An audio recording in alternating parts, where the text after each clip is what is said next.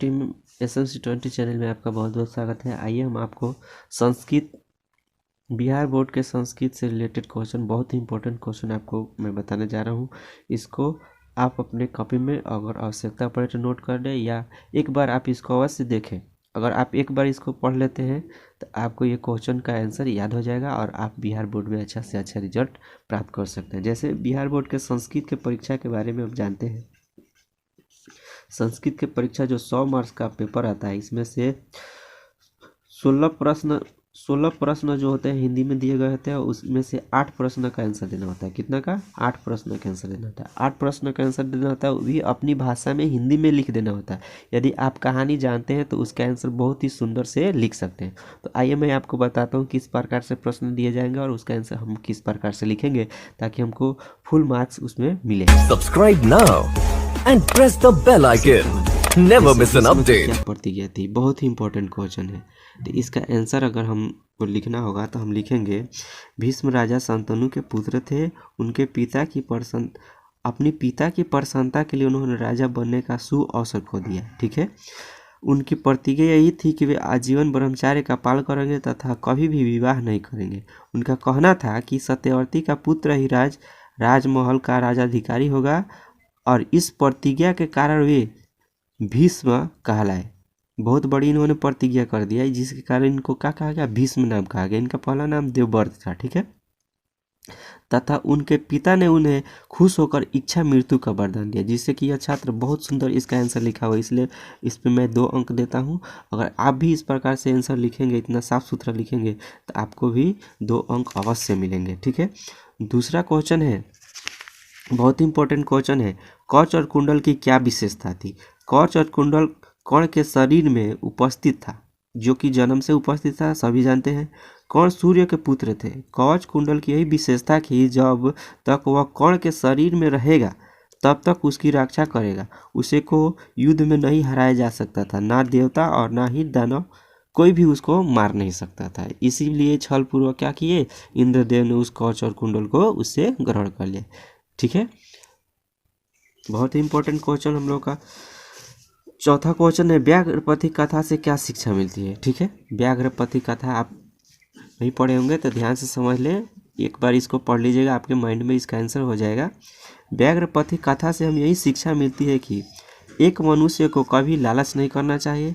जिस प्रकार पथिक सोने के कंगन के लालच में फंसने के कारण बाघ के द्वारा मारा गया तथा उसकी अपनी बुद्धि का प्रयोग नहीं किया, उसी प्रकार मनुष्य अपनी सोच बूझ का प्रयोग न करे तो उसकी भी यही दशा हो सकती है। बहुत ही सुंदर इसने आंसर लिखा हुआ है। ठीक है।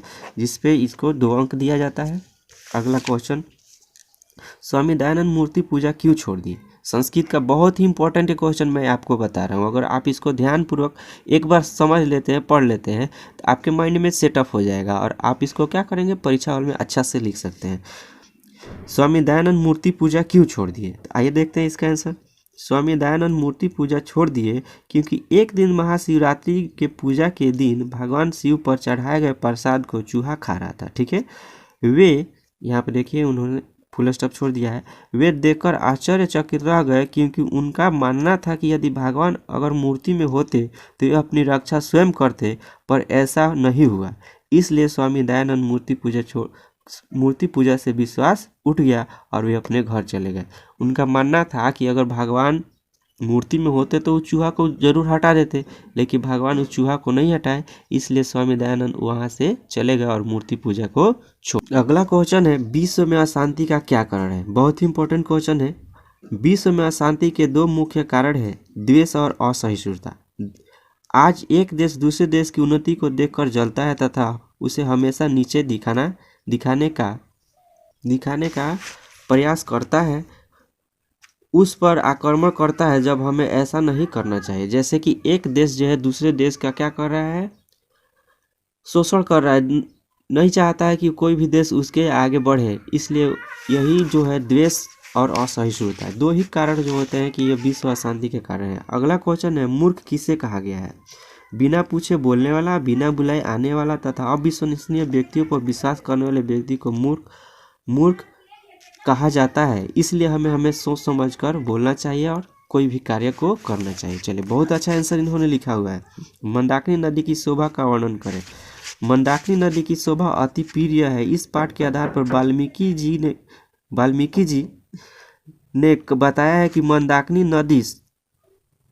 मंदाकिनी नदी के समीप जाने से ऐसा प्रतीत होता है कि उनके चारों ओर पेड़ पौधे, फूल पत्ती आदि हवा की सहायता से लहर रही है तथा इसके लहरने से पर्वत भी नाचता हुआ दिखाई देता है। यहाँ ऋषि मुनि हमेशा अपने हाथों को ऊपर करके उठाकर सूर्य को नियमित से नमस्कार करते हैं। नियम से यानी प्रत्येक दिन ऋषि मुनि जो होते हैं प्रत्येक दिन सूर्य भगवान को नमस्कार कर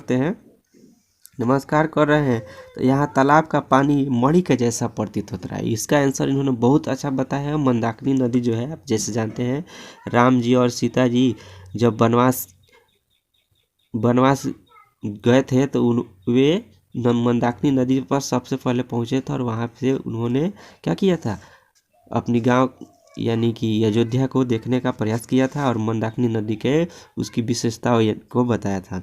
अगला क्वेश्चन है, मातृभूमि का वर्णन करें। मातृभूमि यानी कि जो हम लोग की भारत भूमि जो है, जैसे इसके वर्णन के बारे में बताना है। ठीक है, मातृभूमि निर्मल तथा ममतामयी है। यह नदियों से, झरनों से, समुद्रों से साला सेवित है। यहाँ सभी लोग जाति धर्म के प्रति भेदभाव को छोड़कर एकता के रूप में निवास करते हैं। जैसे देखिए, इसका आंसर आगे दिया है इसने, के रूप में निवास करते हैं। भारत भूमि का गुणगान देवता भी किए हैं। ठीक है, यहाँ पे किया है लिख दिए हैं, किए हैं। वे कहते हैं कि ऐसा क्या किया जो शोभनीय भारत भूमि, रमणीय भारत पर धरती पर जन्म हुआ, जो श्री हरि की सेवा करने योग्य होते हैं और उनकी इच्छा और उनकी प्रसन्नता को प्राप्त करते हैं। जिसके चलते इसने बहुत अच्छा आंसर लिखा हुआ है और बहुत बढ़िया से इन्होंने प्रश्न का उत्तर किया है, इसलिए इसको इस पे 2 अंक अवश्य मिलते हैं। ठीक है, तो अगर आप भी इस प्रकार से प्रश्नों के आंसर अपनी भाषा में सुंदर सा राइटिंग में सजा कर लिखते हैं तो अवश्य आपको भी पूरे के पूरे अंक मिलेंगे। इस प्रकार से आइए हम देखते हैं इनका टोटल अंक कितना होता है। जैसे इन्होंने देखिए, ये आत्मा का स्वरूप के बारे में बताया हुआ है इन्होंने, इसमें से इनको 2 अंक मिलता है। इस पे 2 अंक यहाँ पे, 2 अंक यहाँ पे, तो इस तरह से इनका 6 अंक हो गया। 6 अंक के बाद से यहाँ पे आप देख रहे हैं 2 अंक यहाँ पे मिला, 6 2 8, 8 2 10, 10 2 यहाँ पे 12 अंक मिले, 12 2 14, 14 2 16, 16 2 18। इस प्रकार 16 2 18 इन्होंने टोटल प्रश्न किया हुआ है 9 गुणे 2 यानी कि टोटल 18 अंक इनको इससे मिले हुए हैं। तो आपको परीक्षा में कितना बनाना है, बस 8 ही क्वेश्चन बनाना हुआ है, 8 ही प्रश्न का उत्तर देना हुआ है। अगर आप इस प्रकार से 8 प्रश्न का उत्तर दे देते हैं तो आपको भी 16 अंक आपको प्राप्त होते हैं। मेरे इस वीडियो को देखने के लिए आपको बहुत बहुत धन्यवाद और इसको ज़्यादा से ज़्यादा लाइक करें, शेयर करें, ताकि जो भी छात्र परीक्षा में इस साल 10th की परीक्षा देने जा रहे हैं वे इस प्रश्न को देखें और उसको समझें।